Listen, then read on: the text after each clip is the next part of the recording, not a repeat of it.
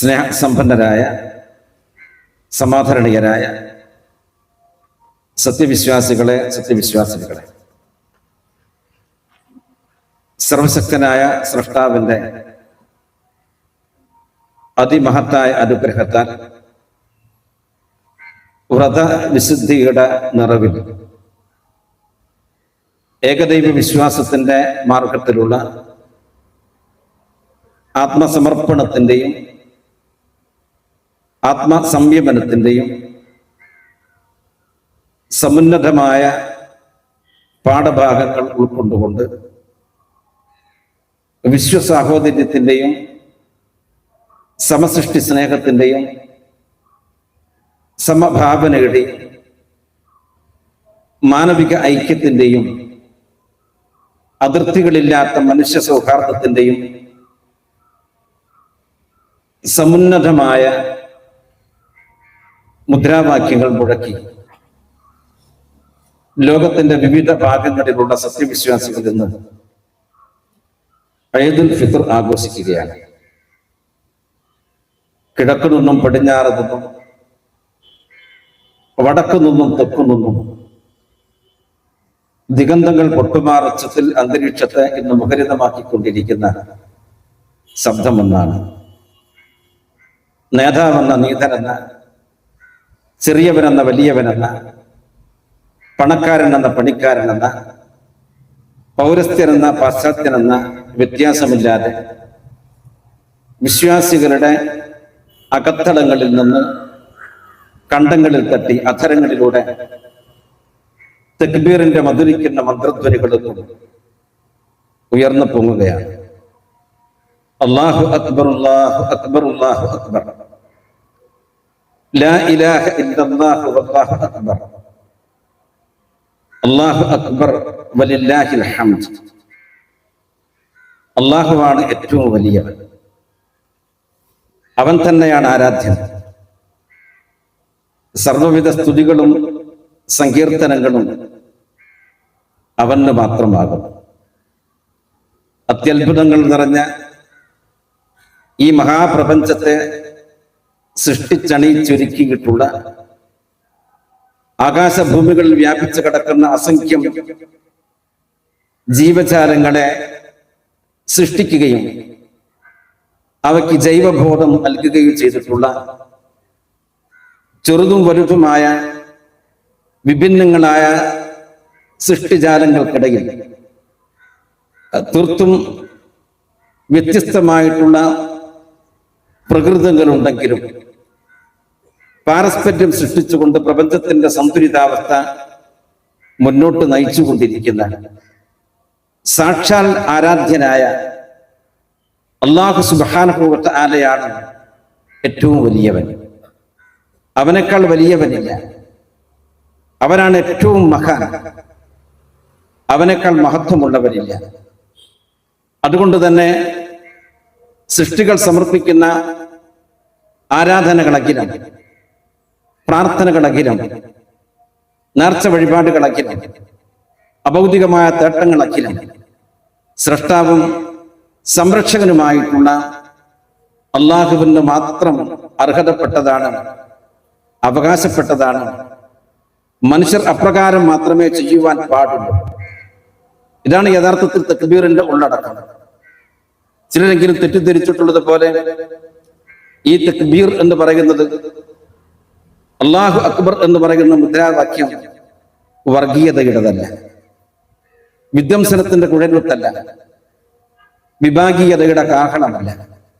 മറിച്ച് മനുഷ്യ സ്നേഹത്തിന്റെ, മനുഷ്യ സൗഹാർദ്ദത്തിന്റെ, സമസൃഷ്ടിഭാവത്തിന്റെ സമുന്നതമായ സമുജ്വലമായ പാഠഭാഗങ്ങളാണ് അല്ലാഹു അക്ബർ സമൂഹത്തിന് പകർന്നു നൽകുന്നത്. പിന്നിട്ട നാളുകൾ ധന്യമായിരുന്നു. ആത്മാർത്ഥമായ ആരാധനകൾ കൊണ്ടും നിഷ്കളങ്കമായ പ്രാർത്ഥനകൾ കൊണ്ടും നിഷ്കപടമായ ദാനധർമ്മങ്ങൾ കൊണ്ടും നിഷ്കാമമായ സാമൂഹ്യ സേവന പ്രവർത്തനങ്ങൾ കൊണ്ടും അതിലുള്ള കൂട്ടായ്മ കൊണ്ടും സമ്പന്നമായിരുന്നു. സമ്പന്നമായ ആ നാളുകൾ വാനലോകത്തു നിന്ന് പോലും നന്മയാഗ്രഹിക്കുന്ന മനുഷ്യ മുന്നോട്ട് വരിക, തിന്മയാഗ്രഹിക്കുന്ന മനുഷ്യ നീ അത് മതിയാക്കുക, നിർത്തുക, കുറവ് വരുത്തുക എന്ന് ആവർത്തിച്ച് അള്ളാഹുവിന്റെ വിളിയാണെന്ന് വിളിച്ചു പറഞ്ഞുകൊണ്ടിരിക്കുന്ന ഒരു സന്ദർഭത്തിൽ, ഒരു സാഹചര്യത്തിൽ ധാർമ്മികത പൂത്തുലഞ്ഞു നിന്നിട്ടുണ്ടായിരുന്ന ആ നല്ല നാളുകൾ നാളേക്ക് വേണ്ടി എന്തു ബാക്കി വെച്ചു എന്നതാണ് ഏറ്റവും പ്രധാനമായിട്ടുള്ളത്. അധാർമികതയിലേക്കും അനേകായിരം കൈകൾ വ്യത്യസ്തമായ രൂപത്തിലുള്ള മധുര മനോഹരമായ വാഗ്ദാനങ്ങൾ നൽകി മാടി മാടി മാടി വിളിച്ചുകൊണ്ടിരിക്കുമ്പോൾ ധാർമ്മികതയുടെ പരിസരത്ത് അടിയുറച്ചു നിൽക്കാൻ നമുക്ക് സാധിക്കുമോ എന്നതാണ് ഈ സുദിനം നമ്മോട് ചോദിക്കുന്ന ഏറ്റവും വലിയ ചോദ്യം. തീർച്ചയായും അങ്ങനെ സാധ്യമാകേണ്ടതുണ്ട് എന്നതുകൊണ്ടാണ് അല്ലാഹു സുബ്ഹാനഹു വ തആല വിശുദ്ധ ഖുർആനിൽ ആരാധനകളെ സംബന്ധിച്ച് പറഞ്ഞപ്പോൾ, അനുഷ്ഠാന കർമ്മങ്ങളെ സംബന്ധിച്ച് വിശദീകരിച്ചപ്പോൾ അവയിലൂടെ എല്ലാം ഒരു വിശ്വാസി അനിവാര്യമായി നേടിയെടുക്കേണ്ട അമൂല്യമായിട്ടുള്ള ഗുണമെന്ന് പറയുന്നത് വിശുദ്ധിയാണ്, ജീവിത വിശുദ്ധിയാണ് എന്ന് രേഖപ്പെടുത്തിയിട്ടുള്ളത്. ജീവിത വിശുദ്ധി നേടിയെടുക്കുവാൻ നമ്മുടെ വ്രതാനുഷ്ഠാനത്തിലൂടെ നമുക്ക് സാധ്യമായിട്ടില്ലെങ്കിൽ, നമസ്കാരത്തിലൂടെ നമുക്ക് സാധ്യമായിട്ടില്ലെങ്കിൽ, അനുഷ്ഠാന കർമ്മങ്ങളിലൂടെ നമുക്ക് സാധ്യമാകുന്നില്ലെങ്കിൽ ഈ പറഞ്ഞതെല്ലാം കേവലം ജലരേഖകൾ മാത്രമാണ് എന്ന് നാം മനസ്സിലാക്കണം. ആത്മാവ് നഷ്ടപ്പെട്ട ശരീരത്തെ പോലെയാണ് എന്ന് നാം തിരിച്ചറിയണം.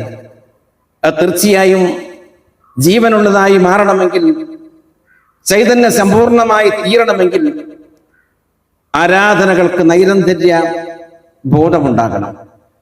ആരാധനകളിൽ എപ്രകാരമായിരുന്നു അള്ളാഹുവിന്റെ വിധിവിലക്കുകൾ നാം കാത്തു സൂക്ഷിച്ചിട്ടുണ്ടായിരുന്നത്, അതേ പ്രകാരം അള്ളാഹുവിന്റെ വിധിവിലക്കുകൾ ആരാധനക്കപ്പുറത്തും ആരാധനാലയങ്ങളിൽ നിന്ന് പുറത്തിറങ്ങിയാലും മതത്തിന്റെ നിയമങ്ങൾ ശരിയാവിധം ശ്രദ്ധിച്ചും പാലിച്ചും സൂക്ഷിച്ചും മുന്നോട്ട് നീങ്ങുവാൻ നമുക്ക് സാധ്യമാകേണ്ടതുണ്ട്.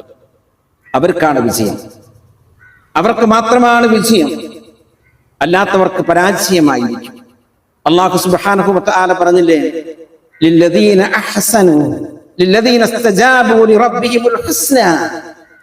തീർച്ചയായും അല്ലാഹുവിന്റെ ശരിയാവിധം ഉത്തരം ചെയ്തിട്ടുള്ള ആളുകൾ, അല്ലാഹുവിന്റെ വിധിക്കനുസരിച്ച്, അല്ലാഹുവിന്റെ നിയമങ്ങൾക്കനുസരിച്ച്, പ്രകൃതി മതത്തിനനുസരിച്ച് ജീവിതത്തെ ശരിയാവിധം ക്രമീകരിച്ചിട്ടുള്ള ആളുകൾ, അവർക്ക് അൽ ഹുസ്നയുണ്ട്, അവർക്ക് നന്മയുണ്ട്, അവർക്ക് അൽ ഹുസ്ന എന്ന സ്വർഗമുണ്ട്. വല്ലദീന ലം യസ്തജീബു ലഹും, എന്നാൽ അള്ളാഹുവിന്റെ വിളിക്ക് ശരിയാവിധം ഉത്തരം ചെയ്യാത്ത ആളുകൾ, അള്ളാഹുവിന്റെ നിയമങ്ങൾ ശരിയാവിധം ജീവിതത്തിൽ പാലിക്കാത്ത ആളുകൾ, വലൗ അന്ന മാ ഫിൽ അർളി ജമീഅൻ വമിത്ലഹു മഅഹു ലഫ്തദൂ ബിഹി ഉലൈക ലഹും സൂഉൽ അദാബ് വമഅവാഹും ജഹന്നം വബിഅസൽ മിഹാദ്.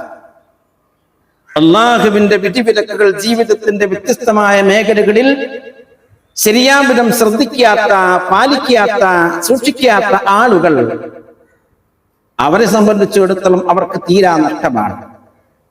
ഈ ഭൂമി മുഴുവനും, ഭൂമിയുടെ ഉള്ളടക്കവും അതിന്റെ ഇരട്ടിയും അവർക്ക് ലഭിക്കുകയാണെങ്കിൽ അതെല്ലാം നൽകിക്കൊണ്ട് അവർക്ക് ലഭ്യമാകാനിരിക്കുന്ന ശിക്ഷയിൽ നിന്ന് രക്ഷപ്പെടുന്നതിന് വേണ്ടി അവർ ശ്രമിക്കുമായിരുന്നു. പക്ഷെ അത് സാധ്യമല്ല. മരണത്തിനപ്പുറം വിചാരിച്ചത് കൊണ്ട്, ആഗ്രഹിച്ചത് കൊണ്ട് ശ്രമിക്കാൻ നമുക്ക് കഴിയില്ല. അള്ളാഹുവിന്റെ വിധിവിലക്കുകൾ ശരിയാവിധം പാലിച്ചുകൊണ്ടല്ല നാം നമ്മുടെ ജീവിതത്തെ ക്രമീകരിക്കുന്നതെങ്കിൽ അവർക്ക് മോശമായിട്ടുള്ള വിചാരണയാണുള്ളത്, നരകമാകുന്നു അവരുടെ സങ്കേതം. തീർച്ചയായും അത് ഏറ്റവും പതിതമായ ഒരു സ്ഥലമാകുന്നു എന്ന് അല്ലാഹു സുബ്ഹാനഹു വ തആല സൂറത്തുർ റഅദിൽ നമുക്ക് ഒരേ സമയം സന്തോഷ വാർത്തയും മുന്നറിയിപ്പും നൽകുന്നുണ്ട്. അതുകൊണ്ട് തന്നെ ആ സന്തോഷ വാർത്ത ശരിയാം വിധം മനസ്സിലാക്കി ഉൾക്കൊണ്ടുകൊണ്ട് അള്ളാഹുവിന്റെ ദീനിനനുസരിച്ചുകൊണ്ട് നമ്മുടെ ജീവിതത്തെ ക്രമീകരിക്കുവാനും ആ മതത്തിന്റെ നിയമങ്ങൾക്ക് വിരുദ്ധമായ എല്ലാവിധ നിയമങ്ങളെയും കൈയൊഴിക്കുവാനും സമ്പൂർണമായും സമർപ്പിതമായ ജീവിതം നയിക്കുവാനും നമുക്ക് സാധ്യമാകേണ്ടതുണ്ട്. സമർപ്പിത ജീവിതം നയിക്കുമെന്ന് പ്രഖ്യാപിച്ചുകൊണ്ട് ഒരിക്കൽ കൂടി നമുക്ക് തക്ബീറിന്റെ മധുരിക്കുന്ന മധുർധ്വനികൾ അന്തരീക്ഷത്തിൽ ഉയർത്തിവിടാം. അല്ലാഹു അക്ബർ, അല്ലാഹു അക്ബർ, അല്ലാഹു അക്ബർ, ലാ ഇലാഹ ഇല്ലല്ലാഹു വല്ലാഹു അക്ബർ, അല്ലാഹു അക്ബർ വലില്ലാഹിൽ ഹംദ്. സഹോദരന്മാരെ, സഹോദരിമാരെ, ലോകമെന്ന് പ്രയാസകരമായ ഒരു മേഖലയിലൂടെയാണ് മുന്നോട്ട് നീങ്ങിക്കൊണ്ടിരിക്കുന്നത്. അശാന്തിയുടെ, അസമാധാനത്തിന്റെ നാളുകളാണ് ഓരോ ദിവസവും വന്നുകൊണ്ടിരിക്കുന്നത്. ലോകത്തിന്റെ വ്യത്യസ്തമായ രാഷ്ട്രങ്ങളുടെ സമ്പത്ത് കൊള്ളയടിച്ചുകൊണ്ട് തങ്ങൾക്ക് മാത്രം നേട്ടവും സൗഖ്യവും മതി എന്ന് വിചാരിച്ചുകൊണ്ട് അമേരിക്കൻ സാമ്രാജ്യത്തെ ശക്തികളും ഏറ്റവും നികൃഷ്ട രാഷ്ട്രമായിട്ടുള്ള ഇസ്രായേലും ലോകത്ത് മുഴുവൻ നാശം വിതയ്ക്കുന്നതിന് വേണ്ടി ഇറങ്ങി പുറപ്പെട്ടിരിക്കുകയാണ്. ഇറാനെ കടന്നാക്രമിച്ചു പശ്ചിമേഷ്യ മുഴുവൻ യുദ്ധത്തിന്റെ നിഴലിലാക്കി ലോകത്തിന്റെ വിഭിന്നങ്ങളായ മേഖലയിൽ കഴിയുന്ന എല്ലാ ആളുകൾക്കും അതിന്റെ കെടുതി എത്താൻ കഴിയുന്ന രൂപത്തിലേക്കുള്ള ആസൂത്രണങ്ങളാണ് നടന്നിട്ടുള്ളത്, നടപ്പിലാക്കിക്കൊണ്ടിരിക്കുന്നത്. ഇരട്ട ലക്ഷ്യമാണ് ശത്രു ഇവിടെ നേടുന്നത്. ഒരേ സമയം ഇറാനെ ആക്രമിക്കാൻ സാധിക്കുന്നു. സ്വാഭാവികമായും ഇറാന്റെ പ്രതികരണം ഉണ്ടായിരുന്നത് സൗദി അറേബ്യക്കും യുണൈറ്റഡ് അറബ് എമിറേറ്റ്സിനും ഖത്തറിനും ബഹ്റൈനും ഒക്കെ എതിരെയായിരിക്കും എന്നതും അവർക്കറിയാവുന്നതാണ്. ഇരട്ട ലക്ഷ്യം അവിടെ അമേരിക്കക്കും ഇസ്രായേലിനും സാധ്യമാകും. ഇറാന്റെ സ്ഥിതിയും വ്യത്യസ്തമല്ല. ചരിത്രത്തിലുടനീളം അഹ്ലുസുന്നയുടെ രാഷ്ട്രങ്ങളോട് സൗഹാർദ്ദത്തിൽ കഴിയേണ്ടതിന് പകരം പിണക്കത്തിൽ കഴിയുക എന്ന അജണ്ടയാണ് അവർ സ്വീകരിച്ചിട്ടുള്ളത്. അമേരിക്കക്കെതിരെ പ്രതികരിക്കുന്നു എന്നതിന്റെ മറവിൽ അഹ്ലുസുന്നയുടെ ആദർശം സ്വീകരിച്ചിട്ടുള്ള അയൽ രാഷ്ട്രങ്ങളെ നിർദ്ധേയമായി ആക്രമിക്കുന്നതിന് വേണ്ടിയാണ് ഇറാനും ശ്രമിച്ചുകൊണ്ടിരിക്കുന്നത്. രണ്ടും യഥാർത്ഥത്തിൽ തെറ്റു തന്നെയാണ്. അടിസ്ഥാനപരമായ ചോദകമായി വർത്തിച്ചിട്ടുള്ളത് അമേരിക്കൻ ഭരണകൂടത്തിന്റെയും അവരുടെ പിണിയാളുകളുടെയും ലോകത്തിന്റെ സമ്പത്ത് മുഴുവൻ കൊള്ളയടിച്ചുകൊണ്ട് വിറുക്കണമെന്നുള്ള ദുശ്ചിന്തയാണ്. അത് തീർച്ചയായും അതിന് അറുതി ഉണ്ടാകേണ്ടതുണ്ട്. ലോകത്തിന്റെ വ്യത്യസ്തമായ മേഖലകളിൽ നിന്ന് മനസ്സാക്ഷി മരവിച്ചിട്ടില്ലാത്ത വ്യക്തികളുടെ ശബ്ദം അതിനെതിരെ ഉയരേണ്ടതുണ്ട്. നമുക്ക് സാധ്യമാകുന്നത് ആത്മാർത്ഥമായി അള്ളാഹുവിനോട് ഇരു കരങ്ങളും ഉയർത്തി നെഞ്ചുരുക്കിക്കൊണ്ട് പ്രാർത്ഥിക്കുക എന്നതു മാത്രമാണ്. അക്രമികളുടെ നാഥ, നീ പരാജയപ്പെടുത്തണമേ. നല്ല ഒരു പുലരി നമുക്ക് സ്വപ്നം കാണാൻ സാധ്യമാക്കണം. അക്രമികൾ സമ്പൂർണമായും പരാജയപ്പെടുന്ന, ആക്രമണകാരികളുടെ മസ്തകങ്ങൾ തകർക്കപ്പെടുന്ന, മർദ്ദിച്ചൊതുക്കപ്പെട്ട ആളുകൾക്ക് നീതി ലഭിക്കുന്ന, മോചനം ലഭിക്കുന്ന ഒരു നല്ല പുലരി ഉണ്ടാകുമെന്ന് തന്നെയാണ് നാം പ്രതീക്ഷിക്കേണ്ടത്. ആ പ്രതീക്ഷ പൂവണിയുന്നതിന് വേണ്ടി ആത്മാർത്ഥമായി മനമുരുകിക്കൊണ്ട് നാം ഓരോരുത്തരും സ്രഷ്ടാവിനോടും പ്രാർത്ഥിക്കേണ്ടതുണ്ട്. പ്രാർത്ഥനയ്ക്ക് ഉത്തരം കിട്ടുന്ന സന്ദർഭത്തിലും സാഹചര്യത്തിലും ഒരു കാരണവശാലും നാം മറക്കുവാൻ പാടുള്ളതല്ല. അല്ലാഹു സുബ്ഹാനഹു വ തആല നമുക്ക് നിശ്ചയിച്ചു തന്നിട്ടുള്ള ഏറ്റവും ശ്രേഷ്ഠമായ പ്രധാനപ്പെട്ട രണ്ട് ആഘോഷങ്ങളാണ്, ആരാധനയിൽ അധിഷ്ഠിതമായിട്ടുള്ള ആഘോഷങ്ങളാണ് ഈദുൽ ഫിത്റും അതേ പ്രകാരം തന്നെ ബലിപെരുന്നാൾ. ഈ രണ്ട് ആഘോഷങ്ങളിലും അതിർത്തികൾ കാത്തു സൂക്ഷിച്ചുകൊണ്ട് മുന്നോട്ട് നീങ്ങുന്നതിന് വേണ്ടി നമുക്ക് കഴിയണം. ആഘോഷങ്ങൾക്കും അതിർത്തികളുണ്ട്. അതിർത്തികൾ വിസ്മരിച്ചുകൊണ്ടുള്ള ആഘോഷം നമുക്ക് പാടുള്ളതല്ല. ആർഭാടം പാടില്ല എന്ന് ഇസ്ലാം പഠിപ്പിച്ചിട്ടുണ്ട്. ഭക്ഷണത്തിലാകട്ടെ, വസ്ത്രത്തിലാകട്ടെ, മറ്റേതു കാര്യത്തിലാകട്ടെ ആർഭാടരഹിതമായ ഒരു ജീവിതം നാം ശീലിക്കേണ്ടതുണ്ട്. അതോടൊപ്പം ഈ അനുഗ്രഹങ്ങൾ നിഷേധിക്കപ്പെട്ടിട്ടുള്ള, പ്രയാസപ്പെടുന്ന, ബുദ്ധിമുട്ടുകൾ അനുഭവിക്കുന്ന, ഭക്ഷണം ലഭ്യമല്ലാത്തതിന്റെ പേരിൽ, പാർപ്പിടം ലഭ്യമല്ലാത്തതിന്റെ പേരിൽ, ഉടുതുണിക്ക് മറുതുണിയില്ലാത്തതിന്റെ പേരിൽ നൊമ്പരപ്പെടുന്ന ആളുകളെ ചേർത്ത് പിടിക്കുവാൻ നമുക്ക് സാധിക്കണം. പരിശുദ്ധ റമളാനിന്റെ പകലുകളിൽ പട്ടിണിയുടെ വേദന, വിഷമം നാം മനസ്സിലാക്കിയിട്ടുണ്ട്. ആ മനസ്സിലാക്കിയിട്ടുള്ള നാം നമ്മുടെ അയൽ വീടുകളിൽ നിന്ന് വിശപ്പിന്റെ രോദനങ്ങൾ ഉയരുമ്പോൾ പുറംതിരിഞ്ഞു നിൽക്കുവാൻ പാടുള്ളതല്ല. നാം മനസ്സിലാക്കേണ്ടതാണ്, ലോകത്തെ മൊത്തം ജനസംഖ്യയുടെ 10% ദാരിദ്ര്യത്തിലാണുള്ളത്. 140 കോടി ജനങ്ങളുള്ള ഇന്ത്യ മഹാരാജ്യത്തിൽ 20-25 ലക്ഷത്തോളം ആളുകൾ കൊടിയ ദാരിദ്ര്യത്തിലാണുള്ളത്, പട്ടിണിയിലാണുള്ളത്. തീർച്ചയായും ആർഭാടപൂർണമായ ജീവിതം നാം നയിക്കുകയാണെങ്കിൽ, അല്ലാഹു സുബ്ഹാനഹു വ തആല നമുക്ക് നൽകിയിട്ടുള്ള ഭക്ഷ്യ വിഭവങ്ങൾ നാം പാഴാക്കി കഴിയുകയാണെങ്കിൽ, ഈ പാവപ്പെട്ടവർക്ക് അനിവാര്യമായും ലഭിക്കേണ്ട വിഭവങ്ങൾ എത്തിച്ചു കൊടുക്കുന്ന കാര്യത്തിൽ നാം ശ്രമിച്ചിട്ടില്ലെങ്കിൽ അല്ലാഹു സുബ്ഹാനഹു വ തആല നമ്മെ ചോദ്യം ചെയ്യും എന്ന ബോധം നമുക്ക് ഓരോരുത്തർക്കും ഉണ്ടാകേണ്ടതുണ്ട്. ആ ബോധ്യത്തിന്റെ നിറവിലായിരിക്കണം നാം ഈ ഈദ് സമ്പന്നമാക്കി തീർക്കേണ്ടതും. നാം മനസ്സിലാക്കിയിട്ടുള്ളത് പോലെ നമ്മുടെ നാട് ഒരു തെരഞ്ഞെടുപ്പിന്റെ വക്കിലാണ്. പൗരബോധം ഉയർന്ന് പ്രവർത്തിക്കേണ്ട ഒരു സന്ദർഭമാണ്, സാഹചര്യമാണ്. രാഷ്ട്രീയവാദം നമുക്കില്ല. ജീർണമായ രാഷ്ട്രീയത്തെയും നാം അനുകൂലിക്കുന്നില്ല.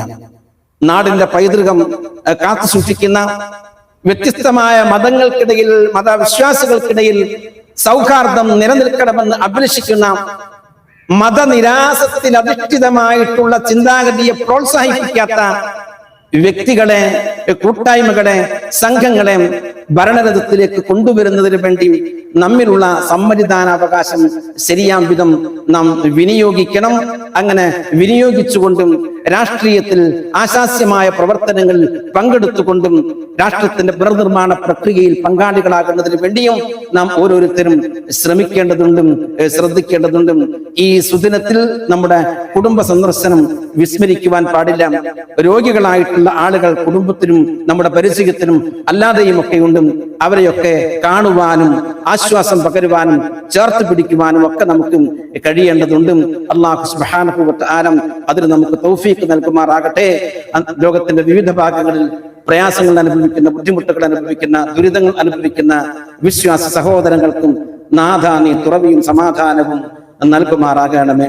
اللهم ربنا اصرف عنا عذاب جهنم إن عذابها كان غراما إنها ساءت مستقرا مقاما. اللهم أجرنا من النار، اللهم أجرنا من النار، اللهم أجرنا من النار.